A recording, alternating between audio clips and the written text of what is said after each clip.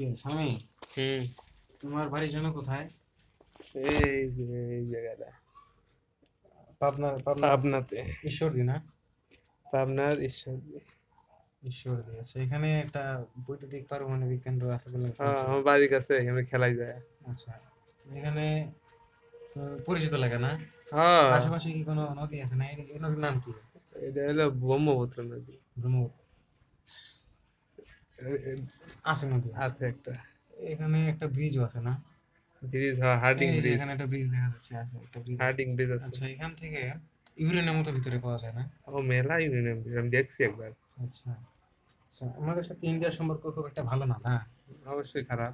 তাহলে ইন্ডিয়া তো চায় বাংলাদেশের ক্ষতি করতে, অবশ্যই সবসময় চায়। সবসময় চায়। তো আমরা একটা কাজ করতে পারি, এখানে যেহেতু ইউরেনিয়াম আছে এই জায়গাটাতে, আমরা যদি সামহাও এখান থেকে দেখ একটা সুন্দর নদী বন্দর আছে, হ্যাঁ, হ্যাঁ, বন্দর আছে এখানে, জাহাজ গোয়ালন্দে। জাহাজ পার্ক করা থাকে।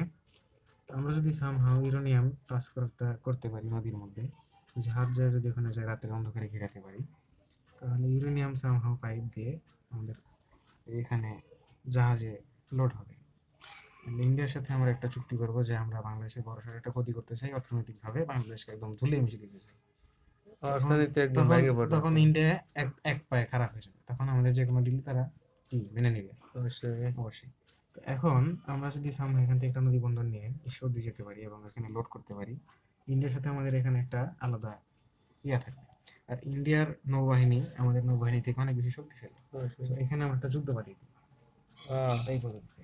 তারা সীমান্ত ঢুকতে চেষ্টা করবে, সবাই ওখানে ফোকাস থাকবে। সাইড দিয়ে এখানে যে বনেশ্বর দিয়ে এখানে যে বিদিরপুরের টাইপের একটা জায়গায় আমরা যুদ্ধটা বাঁচানোর চিন্তা করছি।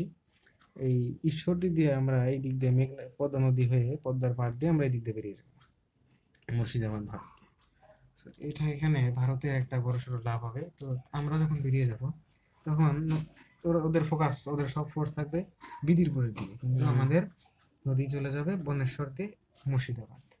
তারপর তাতে মোটামুটি ইউরেনিয়ামের দাম যা এখন অবস্থা, ইন্ডিয়া মোটামুটি 10-20 কোটির নিচে রাজি হবে বলে মনে হয় না, বেশিও হতে পারে।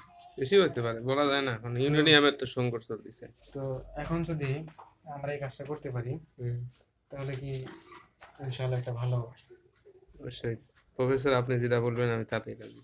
তাহলে আমরা প্ল্যানটা একদিন কার্যকর করে ফেলতে পারবো। অবশ্যই প্রফেসর, আপনার ফেস কি একদিন রিভিল করবেন? আমাদের কাছে দর্শক কিন্তু আপনার ফেস দেখতে চায়। ফেস আমি অবশ্যই রিভিল করবো বিদেশে গিয়ে। ওকে, সেই তত পর্যন্ত আপনারা ভালো থাকুন, সুস্থ থাকুন। অবশ্যই। Tata, professor good bye. কিন্তু আমাদের কাছে ধরা দিল না আজকে, অন্যদিন হয়তো প্রফেসরের চেহারাটা দেখা যাবে। আজকের মতো আপনারা সে অপেক্ষা করেন, ভালো থাকেন, সুস্থ থাকেন, একটা ধামাকা আসতে চলেছে। ওকে, বাই।